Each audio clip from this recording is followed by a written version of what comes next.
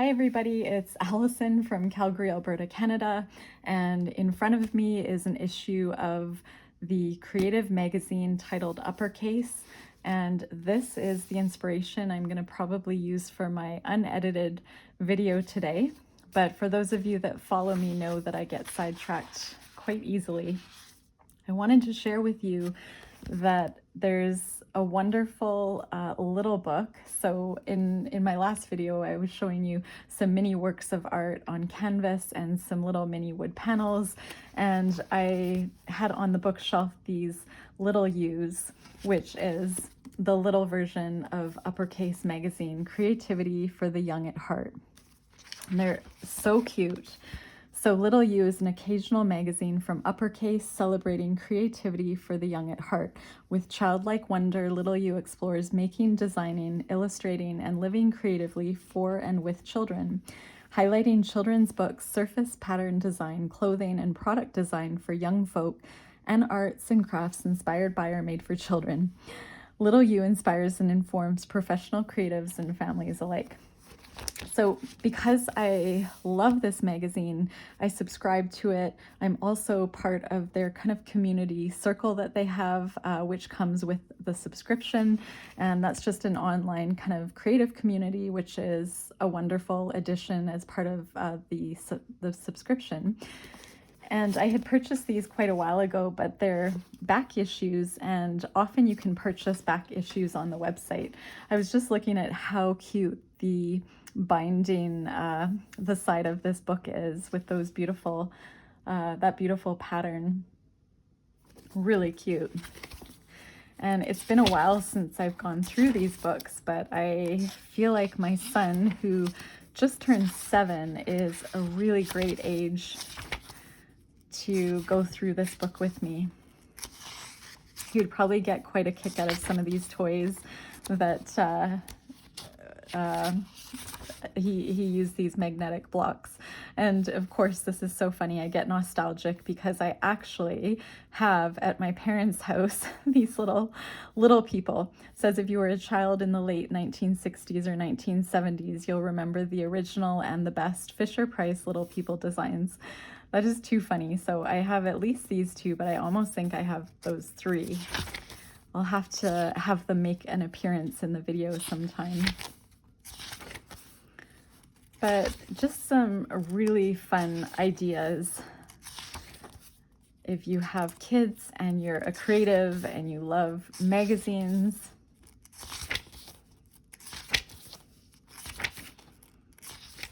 there's that beautiful pattern that we were just looking at.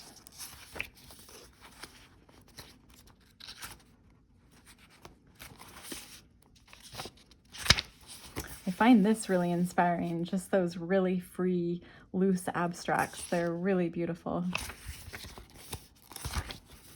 So yeah, this is cute. They have a featured artist here.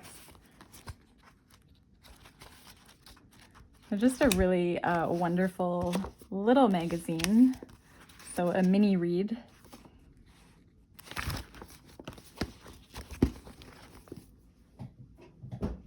And what I wanted to do was, in the last couple of videos I had done, I thought that it would be great to take a paintbrush this one was one that I had ordered.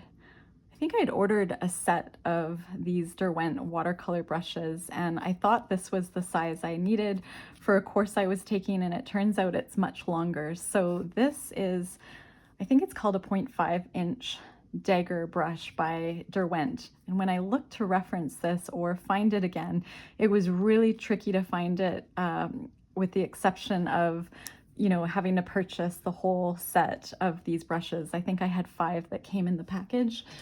This is another one that had come with the package. So they're great brushes, but they're a little bit pricey, and the point of the video is not so you would have to go out and get a brush that you would only just use for this video. The point is, a lot of us have brushes or mark making tools kind of laying around that we just wouldn't think about. And I like the idea of grabbing a shape of brush that you normally wouldn't work with. So as a watercolor artist primarily, I really gravitate towards a large round watercolor brush. And if somebody gave me one of these brushes and say, okay, paint one of your watercolor art poetry paintings with these brushes, I would be kind of stumped. And as soon as I start, though, playing freely with these, so that whole going back to that childlike freedom, that mindset of, well, this is just play, you know, just experimenting with a new brush, a new tool, not having to create a finished painting. It is amazing how you can train your brain to use a different shape brush. And so that is what I'm going to do with you all today. And I love doing that in the evening, just grabbing my Canson mixed media coil book or any watercolor paper, preferably over 90 pounds. You're going to find though that buckles, it can get a bit frustrating. You want to have at least 98 pounds. And if you're kind of new to watercolor, they put the weight of the paper often in the bottom right-hand corner, at least for this particular brand, Canson XL Watercolour paper. That's where you'll find it. So 140 pounds is a wonderful quality for watercolor. This is cold pressed and it's called heavyweight. This happens to be 9 by 12 inches, but you can get this in a smaller book. I just really like working on this size. And you can see I have started some paintings in here, just playing around with different ideas and techniques and words that I want to add into my paintings or that I've added and I want to go back. I created words in here as sort of a jumping off point for another video. I don't like to waste paint, so this is dried paint. And let's just go, so if you're a subscriber, you'll know that I had just done a video on using an angled watercolor brush and achieving these really interesting butterfly shapes, petals, line work. And again, this was, I think, the video where we were playing with just an angled brush. And this one as well. I think I had painted this entire painting with you all on video, and I remember I was inspired by the cute little bird footprints that I had seen in the snow in the morning, and those are those purple footprints there.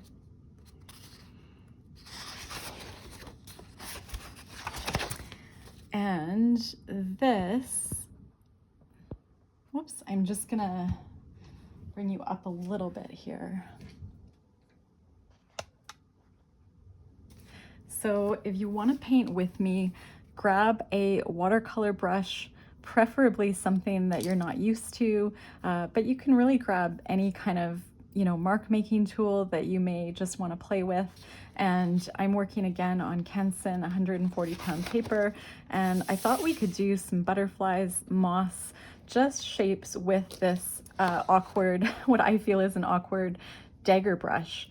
But I came to love it because I was just using the brush to create patterns and I wasn't overthinking it.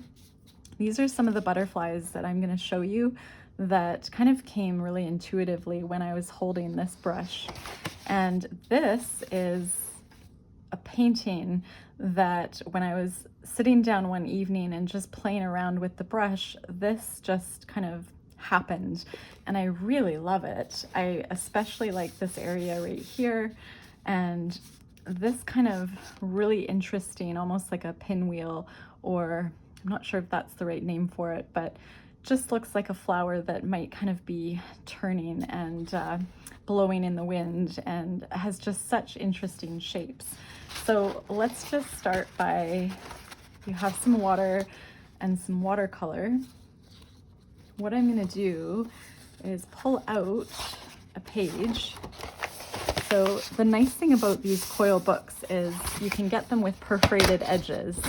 So if you paint a masterpiece and you love it, you never know, you might just start this practice with me in this video and then really want to frame your work. And I think that's awesome.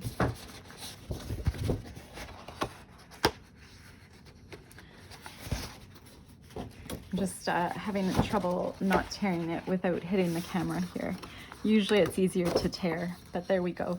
So what I'm gonna do, I took this out because I thought I could kind of refer to these pages while I'm working with you all.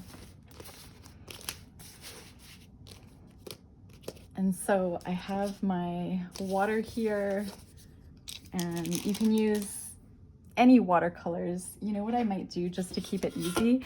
I have watercolors already in this little palette, and I'm gonna just use probably my Beam Paint Stone, my wooden palette, as well as my stone ground paint palette that I've talked about in other videos, and my ocean paper palette if needed from the Ocean Paper Kauai. I doubt I'll need all these colors, but today I am just excited to have so many beautiful, inspiring colors beside me. So I'm just gonna spritz. And this is a palette that I got from the company Beam Paints. I forget what this is called. The name has just lost me, but it's just a really great palette for watercolors, and sometimes I use it for my acrylics. And just for this purpose, I can really get going because I have this watercolor readily available. And what I'm gonna do, I would say just to start, is picking a color. I'm just gonna dip into this yellowy, almost like a yellow ochre with a bit of an orange, and really get this 0.5 inch. I don't know how they get 0.5 inches. Does that look like, maybe I have that wrong. I was trying to look it up last night, but you can get, I mean, any Dagger brush will do. The longer the better if you're wanting to paint shapes like I am and you're thinking you might love to invest in this brush, but just using what you have. And I'm just gonna really go with what feels natural, which I work really quite quickly. And this just shows how much water is still kind of in the brush. And I love just that light yellow that we're getting from the mark making. Because this brush is long, it's a lot harder to control. So I'm dipping into, that was Paul Rubens fluorescent orange. I'm not sure what shade of orange, but I do know it was one of the Paul Rubens neons. And so I'm just pushing down the Dagger brush so the point is up to the left. Then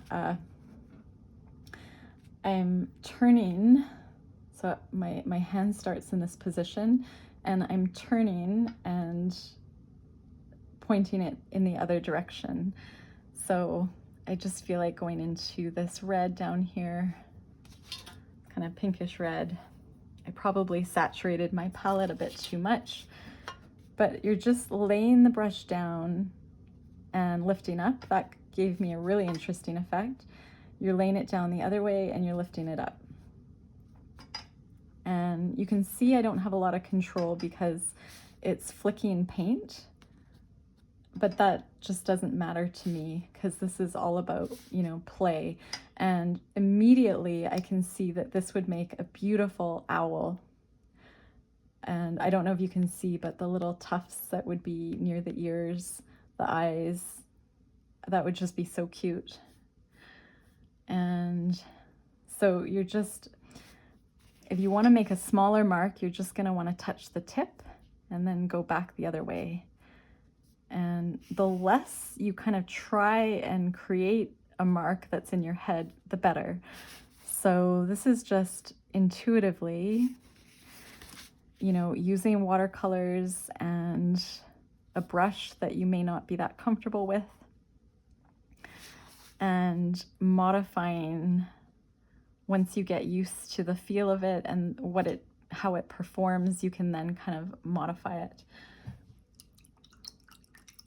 And while my little designs are still wet, I like to drop in a darker color, shimmery color. I'm just gonna go right over this Autumn Fox and Flamingo Pink, these beautiful shimmery watercolors in these little pans by Stone Ground Paint Co., Canadian company. And I'm just gonna drop in some metallic. And it's hard for you to see that because it's sort of a similar color. Love that color. And so what we're doing is tapping down the brush and not pushing down too hard, just to get a small mark. So to me, those look like small butterflies. And if you want to then make larger butterflies, I'm just actually gonna get a darker color.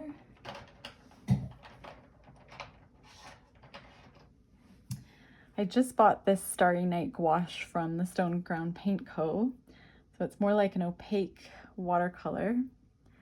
And I'm just gonna add it in my palette.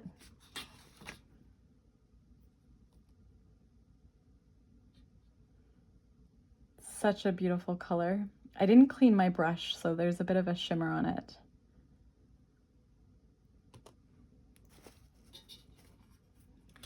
But I'm just gonna pick up some of that color and then drop it into some areas that you might be able to see on camera. And so if you're enjoying the marks and they're still wet, you can drop in some more watercolor of a different shade, something that stands out right in there.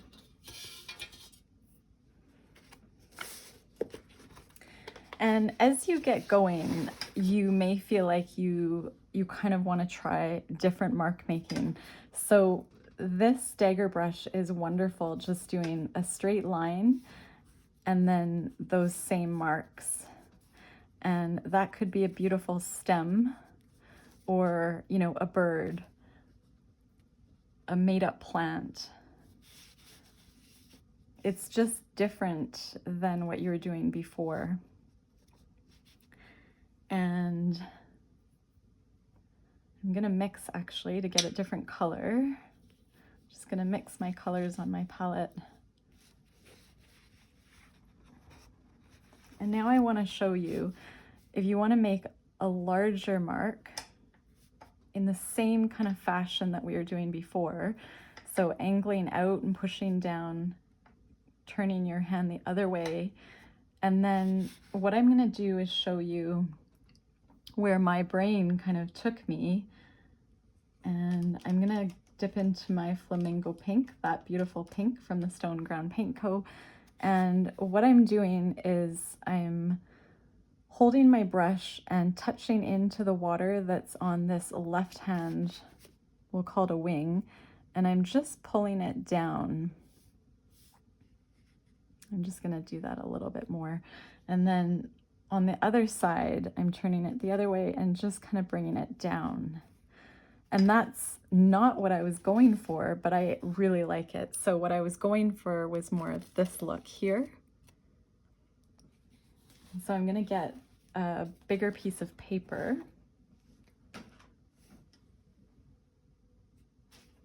Let's just see, I'm just gonna grab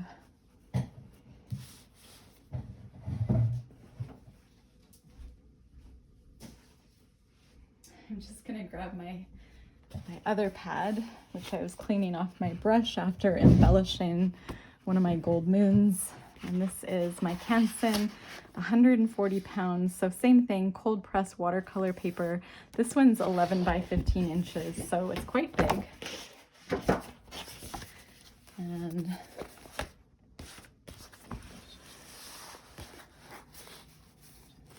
And so what we're gonna do,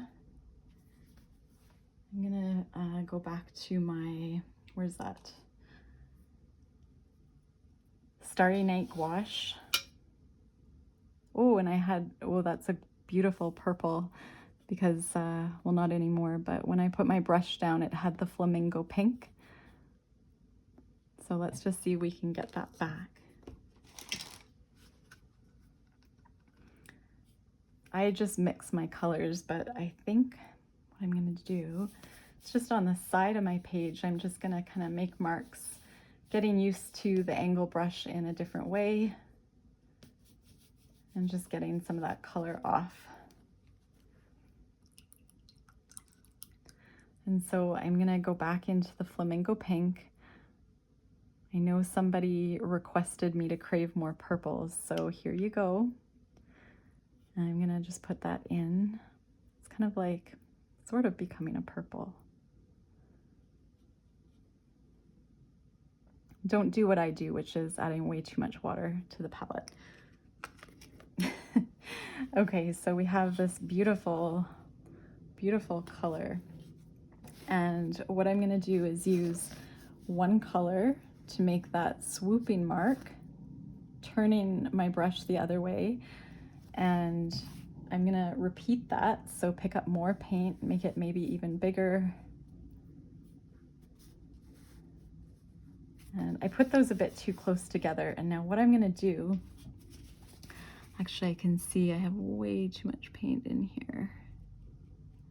Way too much water. Isn't that beautiful? I sopped up the pink and you can make some really pretty marks with the paper towel.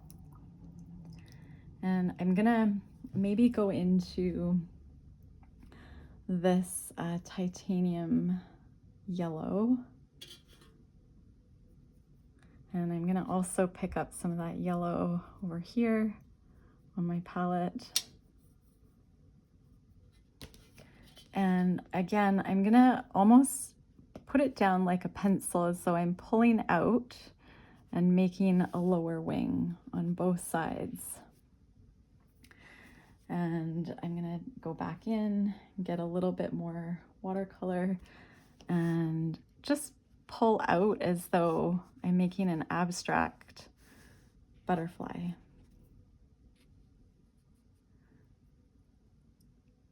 And so let's just again get more of that Starry Night. And so if you have an angled brush or a dagger brush like I do, going down, maybe deciding you want to make this side a little bit thicker. And then I'm just going to drop in some marks just to make it interesting with the point of the dagger brush.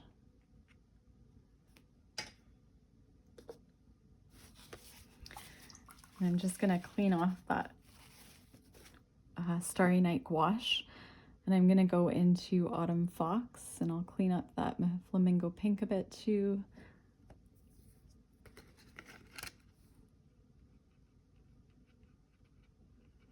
I'm just mixing some of those beautiful colors, and I love that this is still wet, so I'm going to touch it and pull it down, and I'm almost, I don't know how to explain it, I'm almost doing a bit of a U shape. So I'll go into quinacridone red and I'll just see if I can create a bit of a darker color here. So you're going to kind of pull in and out and down and out. And this is kind of learning to control a brush that would otherwise be hard to control. And watercolor, I mean, watercolor in itself is very hard to control. And so it's just not putting pressure on yourself. I'm just gonna bring that down. And so we've created some really beautiful butterflies, and I'm actually gonna I'll do a couple more. We're pretty good for time because unlike usual, I started painting at the beginning of the video. I often like to share my ideas and inspiration. I'm just gonna drop in a little bit more of that color here. And you can actually at this point, so I'm just all of a sudden going back to this idea of going through with the line that you can create and making as though it's like a body. And it doesn't matter if the watercolor is still wet or dry. I really enjoy how this area is bleeding into the other area.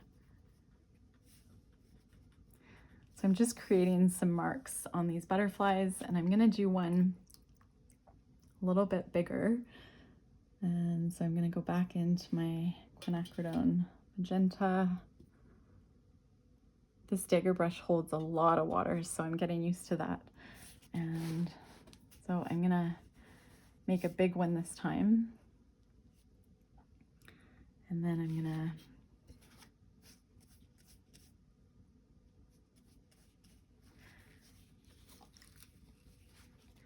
I'm actually gonna go into raw sienna, which is kind of mixing with autumn fox to give me a wonderful color. And this time I am gonna just kind of pull down, almost as though you're trying to make sort of a square or a lower wing. I'm gonna do one that's even bigger now.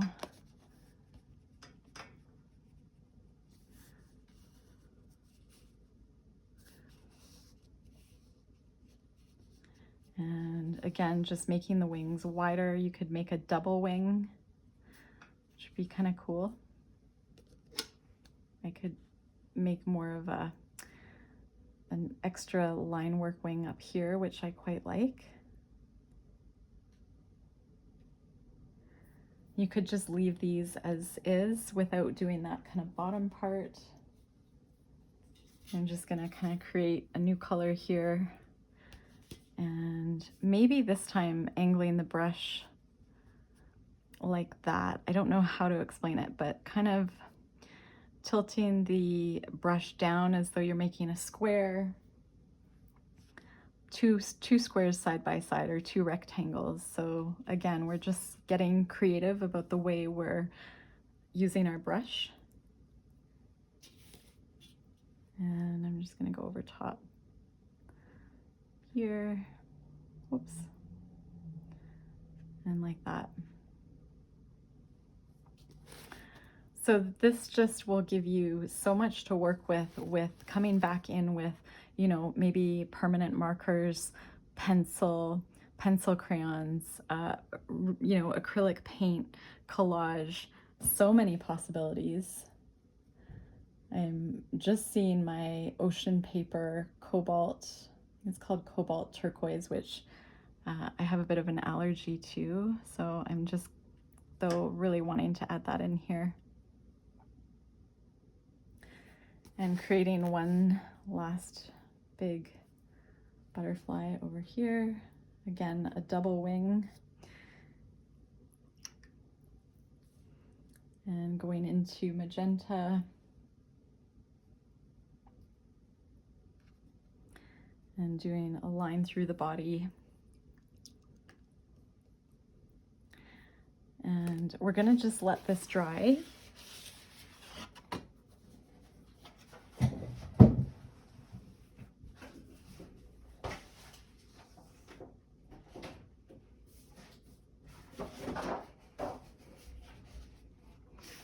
And I thought what I could do is show you what I had discovered in terms of this type of mark making, which I just think is so cool. And I'll see if I remember how to do it.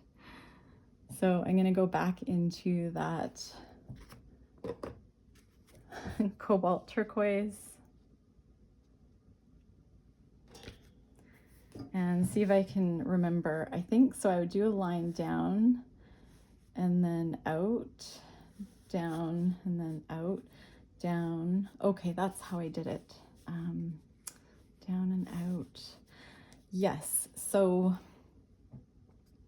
I'm gonna turn my page a little bit. So I was just kind of angling a little bit up and to the left and making a mark. And then, how do I explain this? Whoops, oh, got a lot of beautiful gouache there, so I'm just gonna mop it up. So you're gonna go down and out, down, and then go up and create almost like a petal, down and out. So funny, this is so intuitive. I'm having a hard time explaining the motion. I just can't waste this gouache. So you can also just do a petal going out like that, and then trying to kind of bring the line down to meet in the center. But this just looks so cool to me.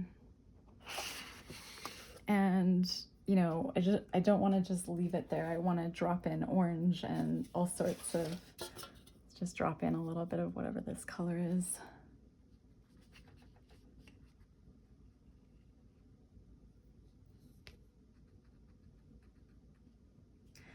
Just for variety. And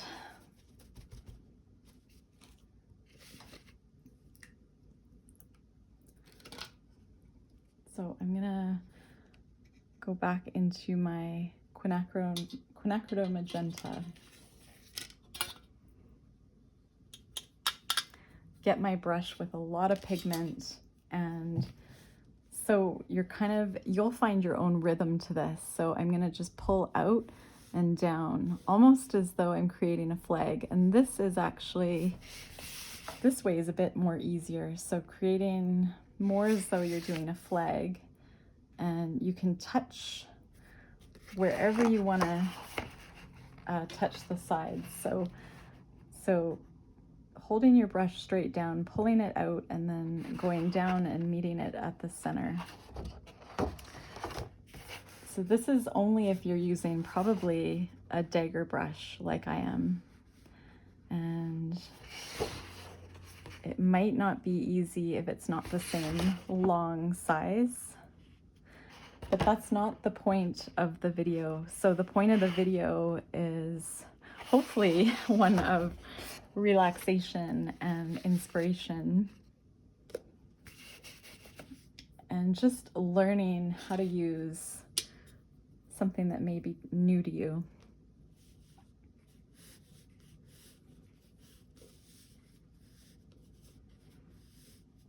I like the idea of not doing the entire thing. So I'm gonna mix that color and maybe creating like some kind of an abstract plant form. So I want to have some green. Where's my beam paints? I'm gonna grab some of that poplar green.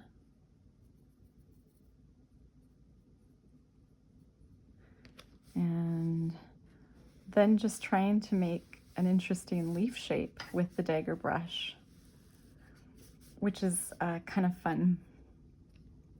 I just would like it to be a little bit more green in there. And I see I can do beautiful, beautiful drips by just tapping all of the water and pigment from the lack of control and the length of this Dagger brush.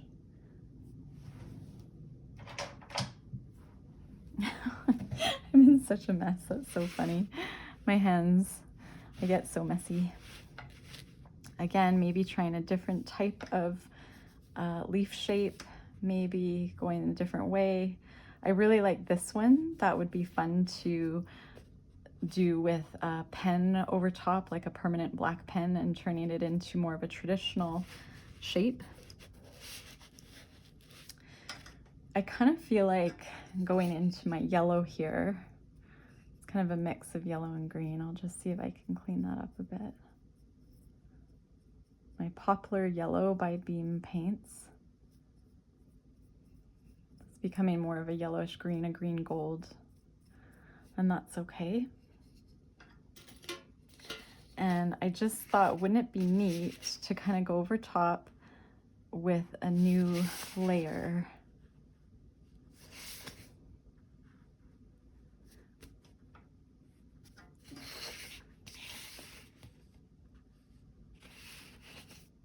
And you can even just do,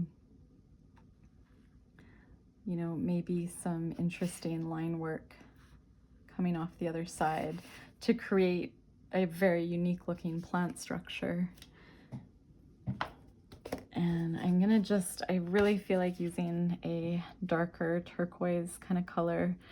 So I forget what this one is. This is my, my ocean paper palette, but you just use whatever you want to use. And I'm gonna do maybe, how do I want to do? Maybe I'll do right in the middle here.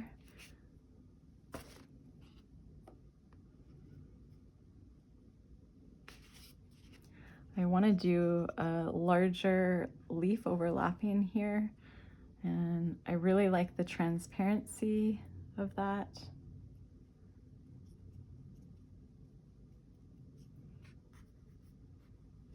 And then just practicing with different leaves by maybe shaking the brush. I really want to add neon pink, like a, the closest thing I have is this flamingo pink by the Stone Ground Paint Co. And I feel like just doing, seeing if I can get a bit of a circle in the middle here. And that wasn't quite as bright with contrast as I thought.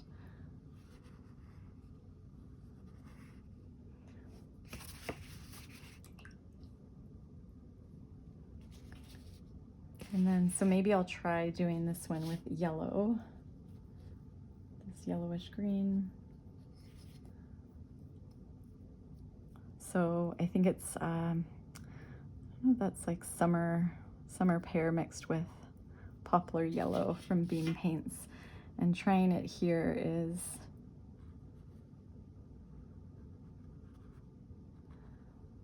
that's super fun.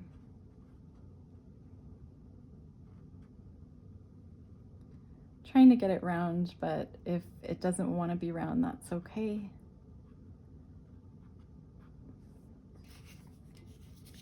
And I'm going to try and do that over top of the other quinacridone red flower here, just adding in maybe just some yellow.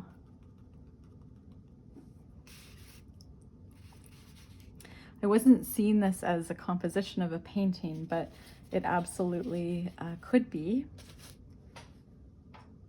I'm going to use again my Starry Night gouache, which is more of an opaque kind of mix of acrylic with watercolor. And I'm just going to go through here and go for a really big stem.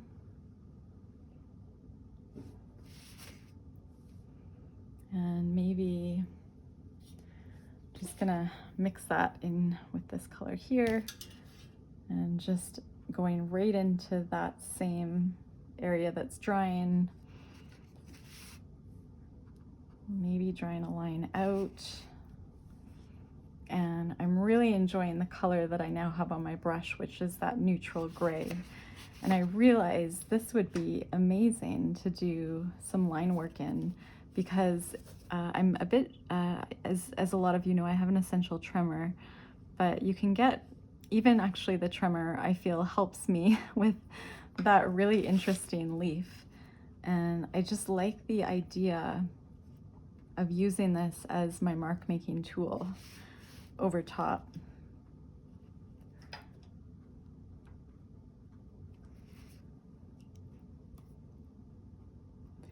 And what we're gonna do now is shift gears. So I'm gonna let this dry. And I'm gonna go back to, let's just see.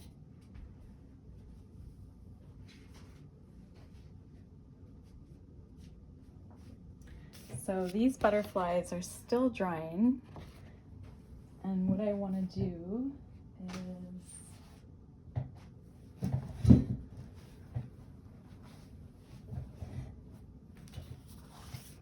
I'm I'm going to use the butterflies that I had done previously.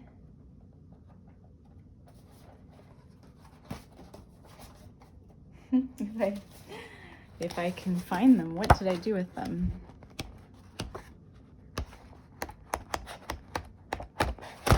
That's so funny.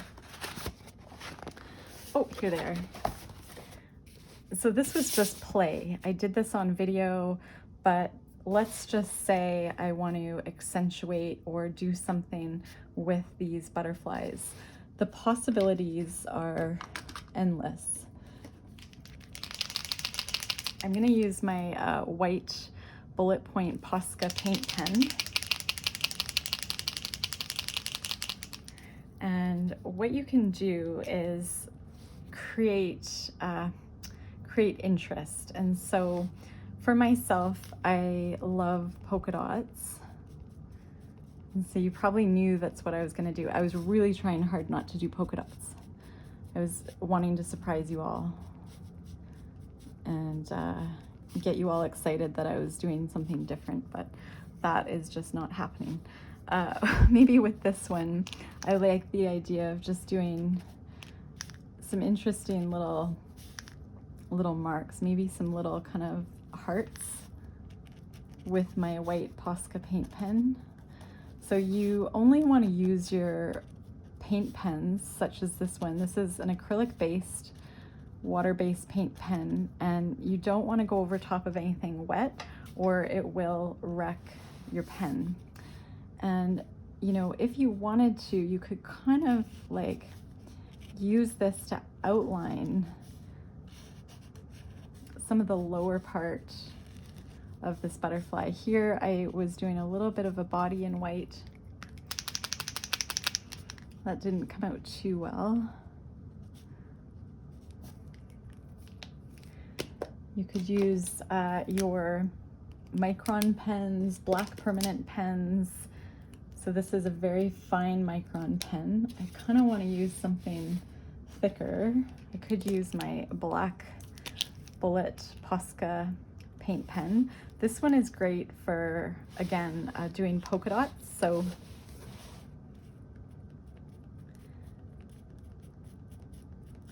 just doing black polka dots in some areas, that makes me excited. You can outline the body, maybe just adding a little bit. Okay, that one's running out on me. I'm gonna use a bronze Posca paint pen for the body. So I just like the look of that, going through just with that little bit of metallic. And I'm not worried about making it look more like a head. I'm just going through like this abstract line. And say you just feel like working with papers that you happen to have on hand.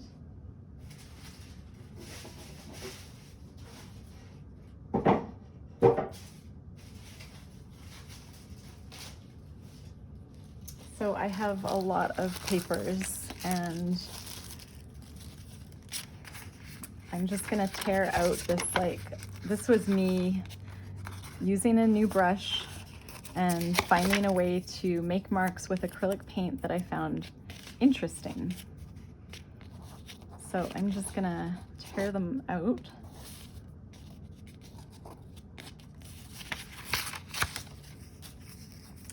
And I'm not being too particular here. And I feel like there's a few different ways I could use these for mark making. So, I mean, you could grab a magazine. I'm just gonna use my glue stick, my Yoo-Hoo glue stick, made in Germany. And just decide, maybe I wanna add it.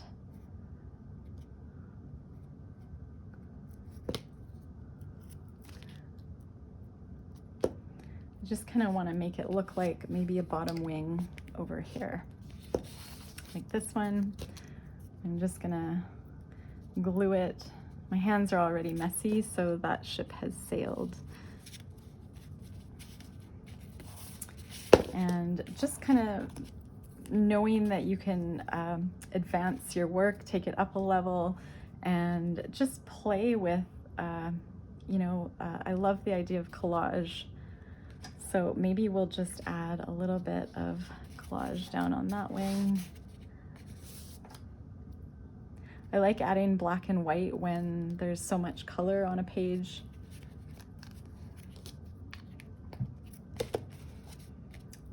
This was from an old coloring book. I was using it for collage. And so again, black and white. These were some really neat feathers on here. Just adding, maybe it would be kind of cool to add like the feather to the top of the wing. That would be kind of neat. See if we have a couple of them, sort of.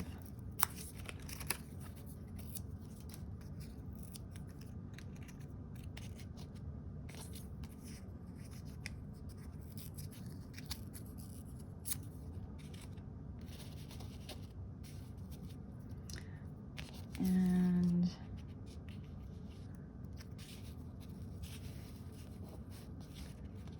so something like that, that would be kind of cool.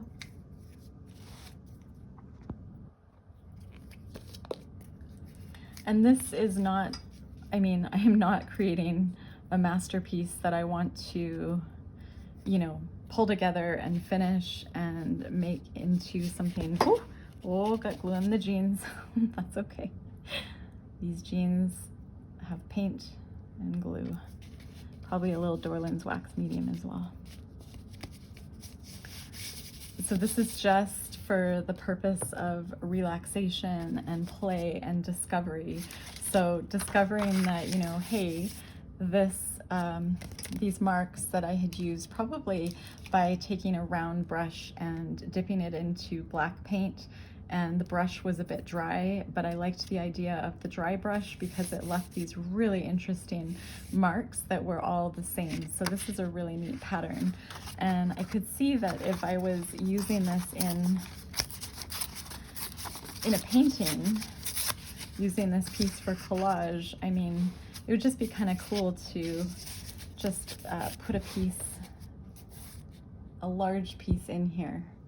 I think, that would just make it look quite interesting and break up this whole kind of playful piece.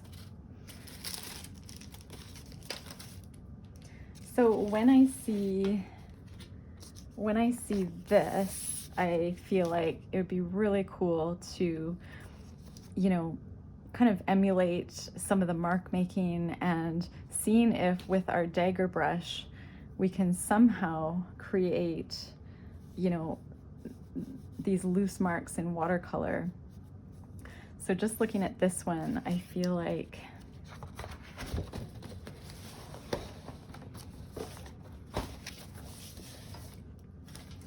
if we were to, just for fun, I'm just gonna grab my other palette here because I want to use darker green. This is a Daniel Smith sap green.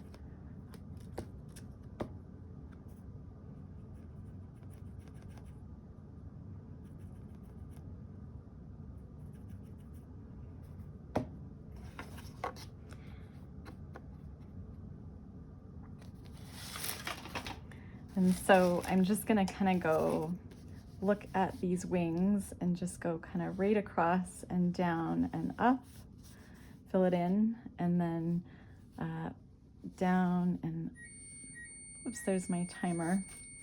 I do have to go soon. Excuse me for a sec.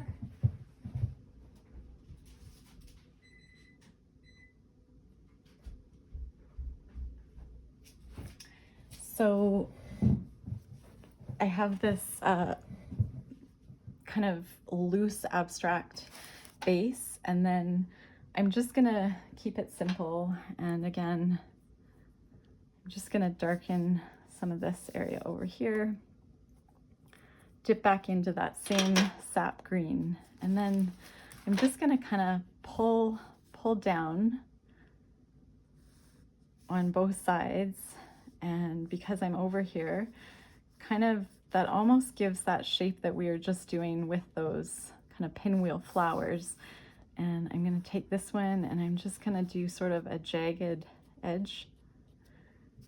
And there's a beautiful, that already is beautiful if this was like, you know, an interesting plant or moth or butterfly or interesting flower petals. And then we'll just do, I'm not sure what this color is either, but it's a great color for the body. So with my Dagger brush, I'm just going to create, I like bodies a little bit thinner, so that's just a matter of preference. I'm just going to do a line down on each side.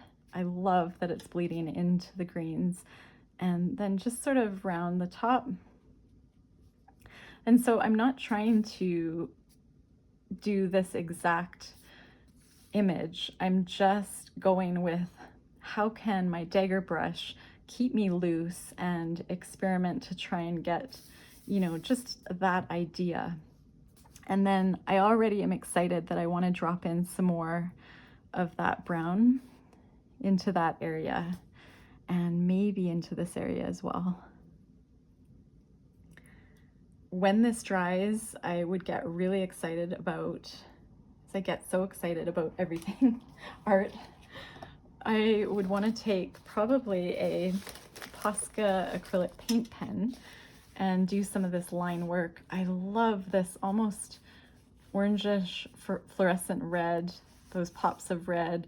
I find this mark making extremely interesting.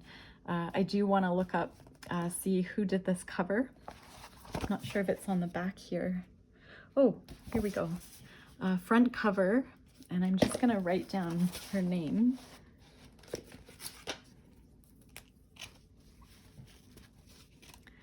Her name is Anisa, A-N-I-S-A,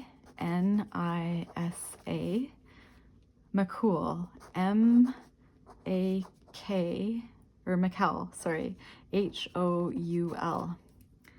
And the back cover, which is equally as interesting with stitching and this really interesting fabric looking, acrylic paint looking piece by Andrea Lewicki. So I can link those in the description. But this this cover, I mean, even just the colors that Anisa used are so inspiring. And just, you know, how fun is this to try a new shape of brush and just try and get wings into unique shapes that you may not otherwise use.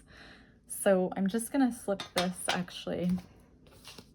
I'll probably revisit this shortly in another video. I'm gonna let this dry, and again, once it's dry, my favorite mark making would be going back in with these bullet tip medium size 1.8 to 2.5 millimeter.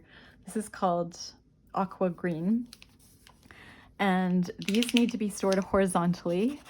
And just check out this color aqua, beautiful.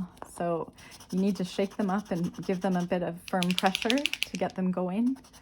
But using these paint pens over this watercolor when it's dry and making this into your own plant, butterfly, moth, abstract mark making, something that you really resonate with. And if you enjoyed this, you want to repeat it. And repeating it, you know, once this one dries, you can go over top with more watercolor, another image like this. You can do acrylic paint in this same shape over top, and you will build up this beautiful kind of layered imagery that is just so much fun. So I'm gonna just set this aside, and I'm gonna pull a card from my art poetry deck. And I'm not going to shuffle the deck because I'm just have a commitment today.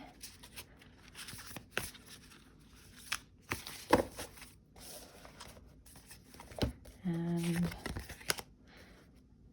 I wonder if you're zoomed in or out. There you go. So this is my art poetry card for today. Trust your intuition. So If you happen to be doing some painting, some art today, just really going with your gut, turning off that rational part of your brain that might be critical or might want it to be a final piece, and just going with what you feel, what calms you, what colors you enjoy, what paintbrushes you enjoy holding. And just trusting your intuition is such a huge part of finding your authentic voice as an artist or a creative in a way that is so freeing, and it's just the best feeling in the world if you can just let go and create for the sake of creating. Thank you so much for watching my video, and I'll see you soon.